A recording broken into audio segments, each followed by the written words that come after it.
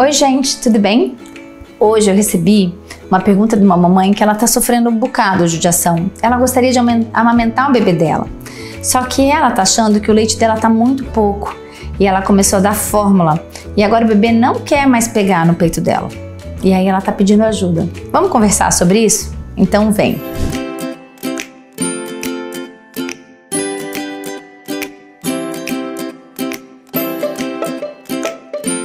Aqui com essa mamãe tão fofa, é a Aninha Macedo. Ô Aninha, ela é lá de Feira de Santana. Aí a Aninha tava querendo saber assim, doutora Lu, aqui. A Aninha tá aqui agora, ó, agora a Aninha tá certo. Doutora Lu, olá, boa noite, tem um bebê de 2 meses. Quase não dou mamar porque tá bem pouco e ele chora. Vamos entender, depois eu vou explicar esse choro. Já estou dando fórmula, queria muito dar o materno, pode me ajudar? Sou de Feira de Santana.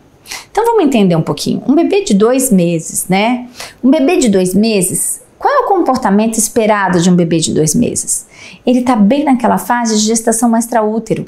E aquela fase ainda tá bem naquela crise.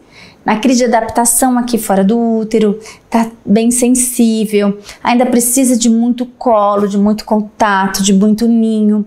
Um bebê de 2 meses, ele vai chorar muito mesmo. Vai chorar de dia, vai chorar de noite. Um bebê de 2 meses, ele precisa de muito. Ele tem fome de quê? Fome de peito, mas ele tem fome de pele. Ele tem fome de ninho.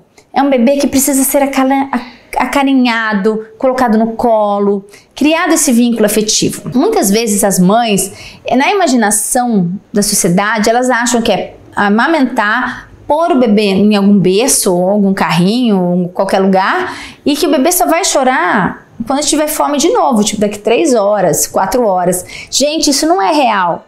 Principalmente para um bebê menor de 6 meses. Isso é muito raro, a não ser aqueles nenês que nascem com bumbum para a lua, que já são muito maduros, ou os bebês que estão economizando energia, que é o bebê perigoso, que é o bebê dorminhoco. Esse eu fico muito atenta. O bebê, ele é normal que ele chore toda hora, é normal que ele queira ficar assim, ó, no colo, aninhado.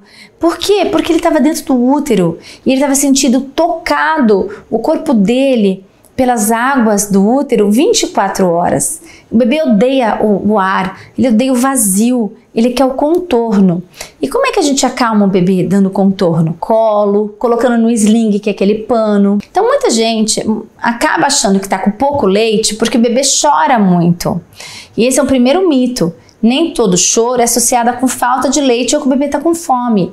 A maior causa do choro, muitas vezes, é choro de falta de pele, de toque, peito a peito. Tira a roupa do bebê, tira sua roupa, coloca ele no seu peito. Usa o sling, coloca o bebê bem juntinho de você. Outro erro muito comum é que a nossa insegurança, né? Nós somos inseguras, infelizmente, muitas vezes bate aquele palpite indevido que vem potencializar a nossa insegurança. E como o nosso peito não é de transparente, a gente não consegue ver quantos ml o bebê tá tomando. Isso bate, a gente tá matando o nosso bebê de fome. Isso quando a sogra não diz ou quando a vizinha não fala, né? Como dá essa sensação e tudo que a mãe quer é cuidar do seu bebê, tudo que a mãe quer é que o bebê cresça forte e saudável, e o nosso peito não é de vidro, a gente não sabe exatamente o quanto ele está sugando, acaba que muitas mães acabam indo para mamadeira, com fórmula ou com o próprio leite ordenhado, para ela ter a sensação de controle, para ela ver exatamente descendo ali o glúteo, descendo o quanto que o bebê está engolindo, por uma necessidade de controle nosso, mas por falta de confiança na natureza, falta de confiança no seu leite e na sabedoria divina.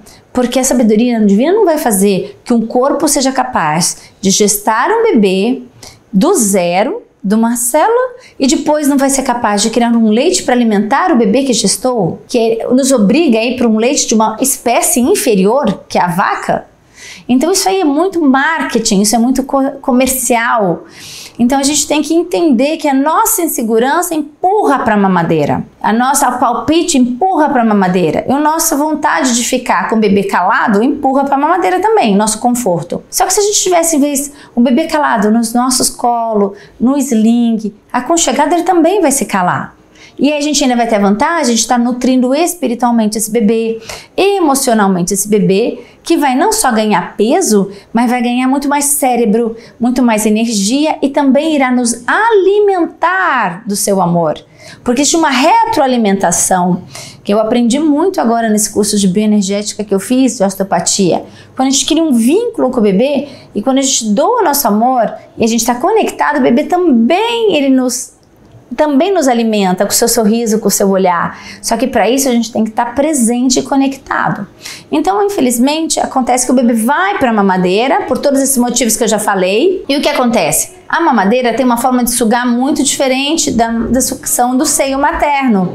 E com isso, o bebê, quando vem para o peito, ele não consegue mais sugar. Não é que ele fica preguiçoso, ele desaprende, ele fica com uma sucção ineficiente. Então ele corre e não sai do lugar.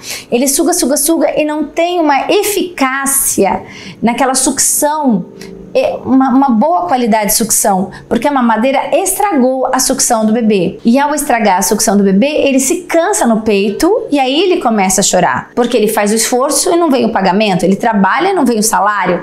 E aí o que acontece? Dois problemas. Quanto mais a gente dá mamadeira, menos a gente está estimulando a produção do leite. E o leite realmente começa a descer a produção, porque a produção do leite ela é controlada pelo quanto mais eu tiro o leite, mais ele produz. Se eu parei de usar o peito, o leite efetivamente vai cair a produção. Então é uma profecia autorrealizável. Se eu dei a mamadeira achando que eu estava com pouco leite, ao dar a mamadeira eu vou ficar com pouco leite. Entenderam?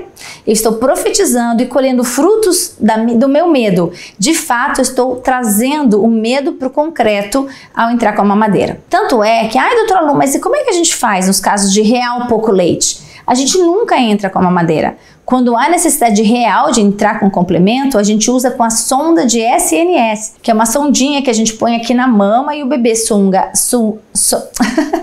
ele suga o leite materno junto com a fórmula nessa sonda, junto do peito, por dois motivos, porque continua produzindo a estimulação de leite e porque não atrapalha tanto esses músculos, o bebê não desaprende a sugar no peito. Então assim, essa mamãe precisa agora, o bebê já tem 2 meses, eu não sei se o bebê vai reaprender a sugar o peito, mas a gente tem que ter fé.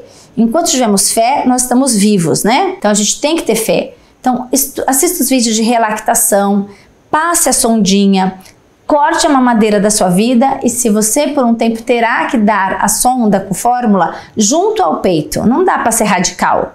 Tava dando um monte de fórmula e agora só vai dar aleitamento materno exclusivo? Não dá, porque o leite de fato reduziu da sua mama. Por que reduziu da sua mama? Porque você parou de estimular a mama. Então você vai ter que dar a fórmula, mas o que eu estou sugerindo é para que você dê na relactação. E aos poucos, com o acompanhamento de um pediatra ou de um banco de leite ou de uma consultora de amamentação, você vai conseguir diminuindo a fórmula, porque ao estimular mais a mama, a produção do leite vai aumentando. Então é isso, minha linda, dá tempo, não desista, Aninha, não desista.